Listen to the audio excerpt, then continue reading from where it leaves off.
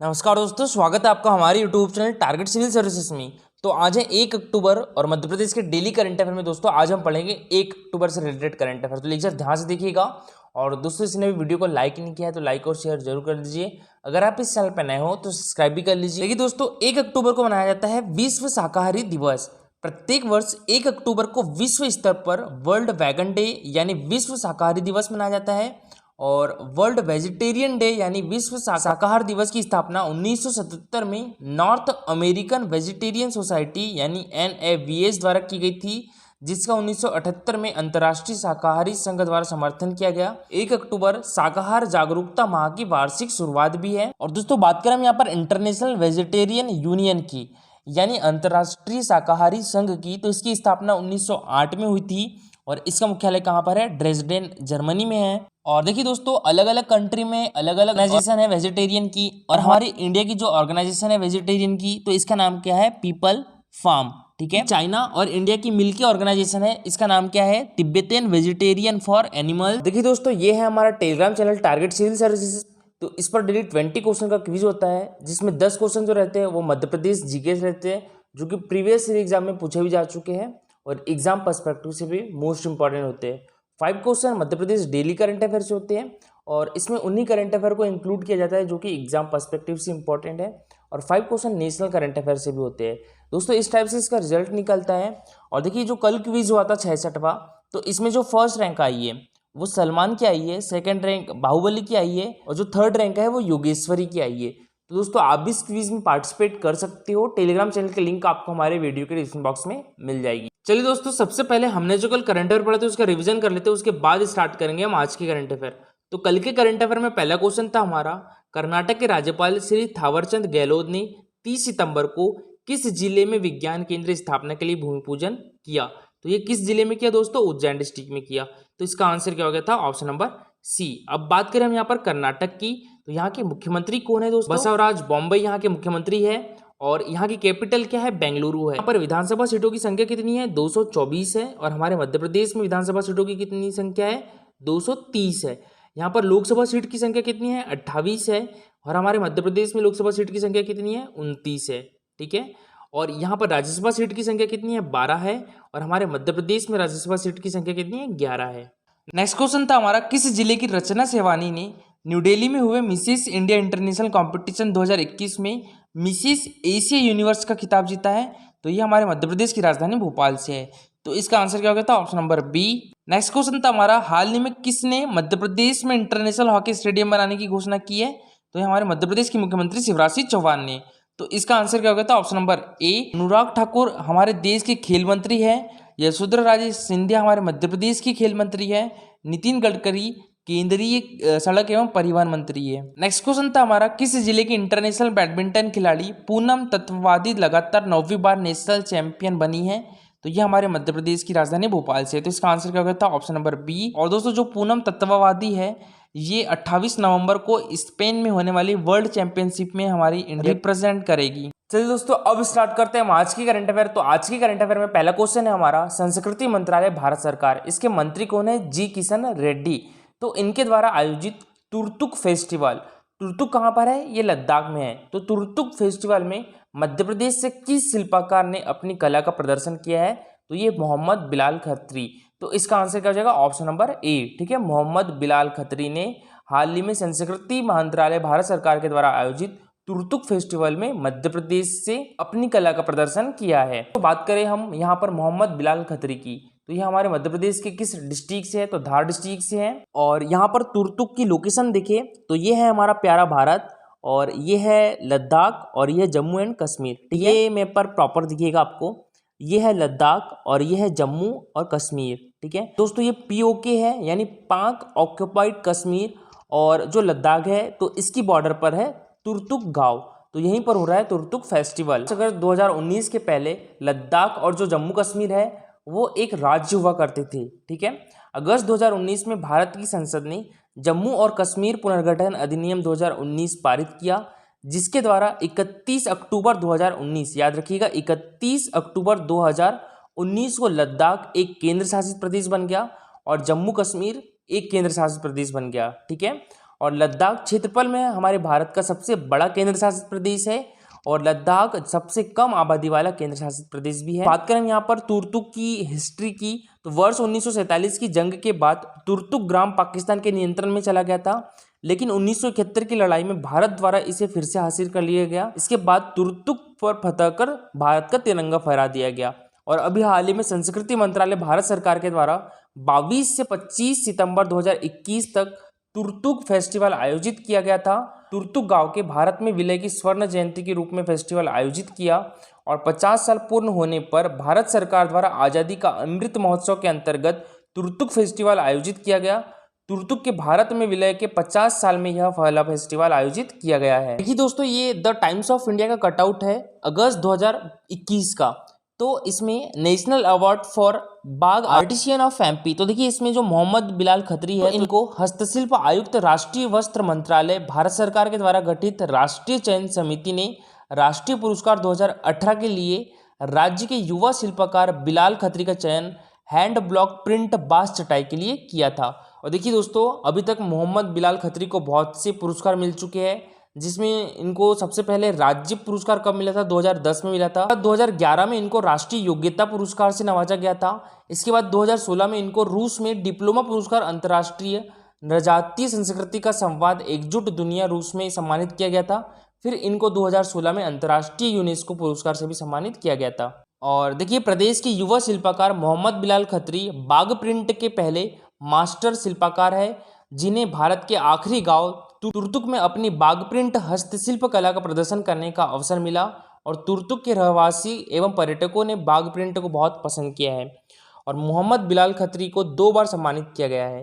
पहली बार संस्कृति मंत्रालय भारत सरकार ने सम्मानित किया, दूसरी बार तुर्तुक के एग्जीक्यूटिव काउंसलर श्री गुलाम मेहदी द्वारा तुर्तुक शासन प्रशासन की ओर से सम्मानित किया है। नेक्स्ट क्वेश्चन है हमारा, मध्य प्रदेश भोज मुक्त विश्वविद्यालय 1 अक्टूबर यानी आज 2021 को अपना 63वां स्थापना दिवस मना रहा है। तो दोस्तों, मध्य प्रदेश भोज मुक्त विश्वविद्यालय कहाँ पर है, तो ये हमारे मध्य प्रदेश की राजधानी भोपाल में है।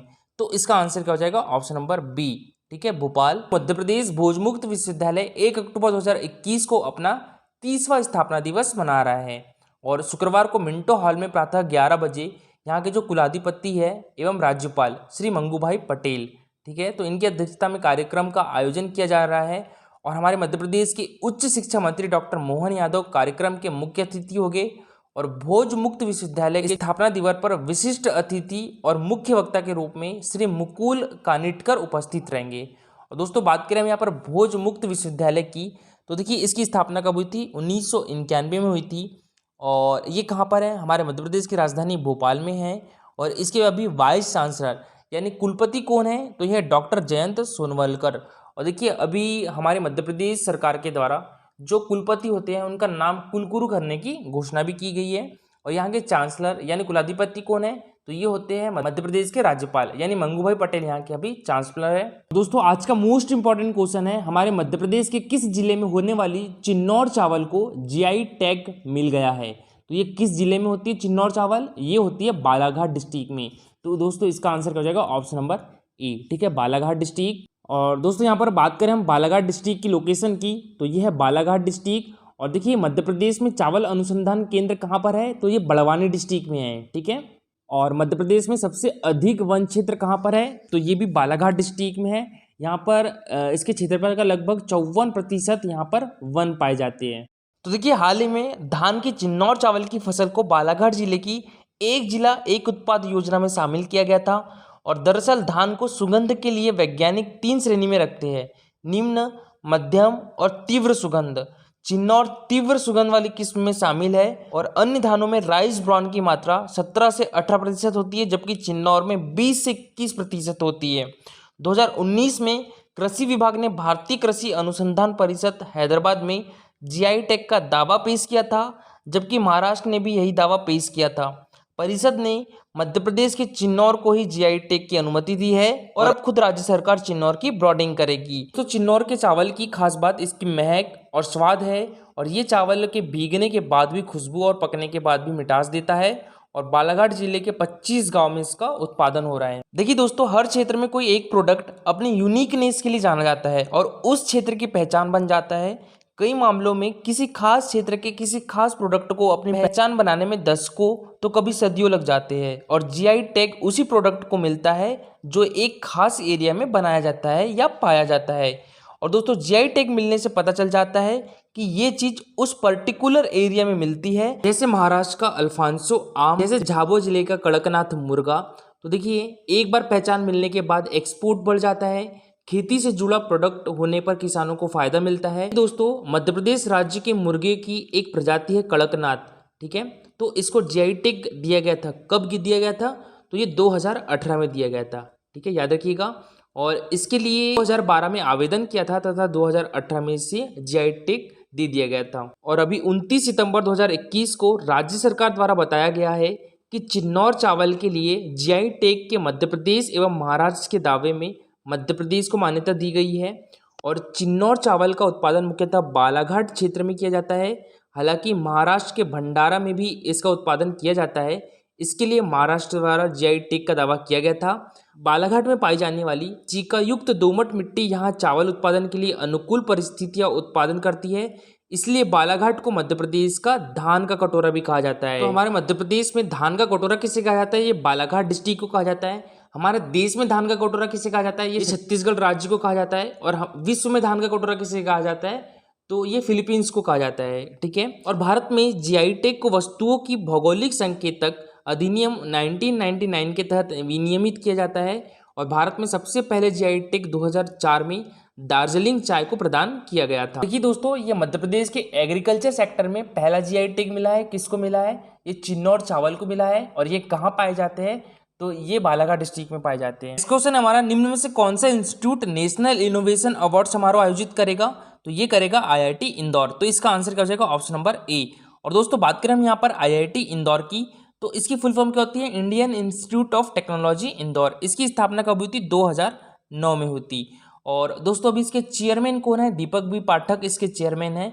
और इसके डायरेक्टर कौन है? नीलेश कुमार जैन है। बात करें हम यहाँ पर आईआईएम इंदौर की, तो इसकी फुल फॉर्म क्या होती है?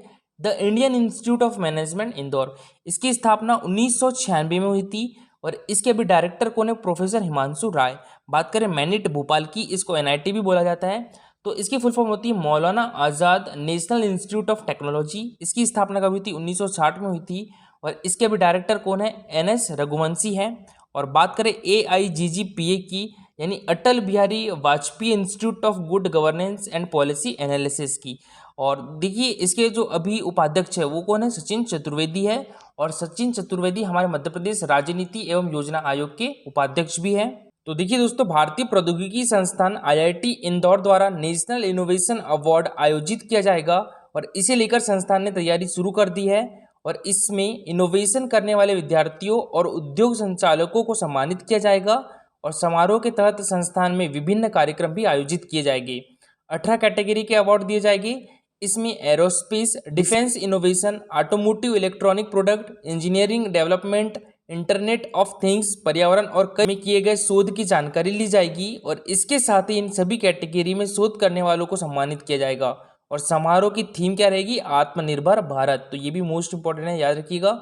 और देश भर के संस्थानों के प्रतिभागी शामिल हो गए। तो कल का हमारा क्वेश्चन था, राष्ट्रीय हिंदी दिवस कब मनाया जाता है? तो देखिए, राष्ट्रीय हिंदी दिवस मनाया जाता है 14 सितंबर को। तो इसका आंसर क्या हो जाएगा? Option number B. और देखिए, जो विश्व हिंदी दिवस है वो कब मनाया जाता है? 10 जनवरी को मनाया जाता है, ठीक है। विश्व हिंदी दिवस 10 जनवरी को और राष्ट्रीय हिंदी दिवस 14 सितंबर को मनाया जाता है। और देखिए, बात करें हम यहाँ पर राष्ट्रीय हिंदी दिवस की, तो ये 14 सितंबर को मनाया जाता है। और 14 सितंबर 1949 को संविधान सभा ने हिंदी भाषा को आधिकारिक भाषा बनाने का प्रस्ताव पेश किया था। और हिंदी के महान साहित्यकार व्यवहार राजेंद्र सिंह की कठिन प्रयास के फलस्वरूप उनके जन्मदिन पर 14 सितंबर को 1953 से हिंदी दिवस मनाने की शुरुआत हुई है। और इसका मुख्य उद्देश्य देश के हर क्षेत्र में जन जन को हिंदी भाषा के माध्यम से जोड़ना है। और वर्तमान समय में हिंदी सबसे अधिक बोले जाने वाली दुनिया की तीसरी भाषा है। और देखिए दोस्तों, बात करें यहाँ पर विश्व हिंदी सम्मेलन की। पहला विश्व हिंदी सम्मेलन कब हुआ था? ये 1975 में हुआ था। कहाँ पर हुआ था? नागपुर में हुआ था, ठीक है। और देखिए, जो 10वां विश्व हिंदी सम्मेलन है ये हमारे मध्य प्रदेश में हुआ था, ठीक है। कहाँ पर हुआ था? हमारे मध्य प्रदेश की राजधानी भोपाल में हुआ था। कब हुआ था? 2015 में हुआ था। दोस्तों, आज के लिए आपका क्वेश्चन है, मध्य प्रदेश में सर्वाधिक सोयाबीन का उत्पादन किस जिले में होता है? उज्जैन में, भोपाल में, रतलाम में या विदिशा में। हमारे मध्य प्रदेश को सोया स्टेट भी कहा जाता है, तो इसका आंसर पूरा डिटेल में दीजिएगा। दोस्तों आज के लिए इतना ही। अगर आपको लेक्चर अच्छा लगा हो तो लाइक और शेयर जरूर करिएगा। अगर आप इस चैनल पर नए हो तो सब्सक्राइब भी कर लीजिए। Thank you so much guys for watching this video.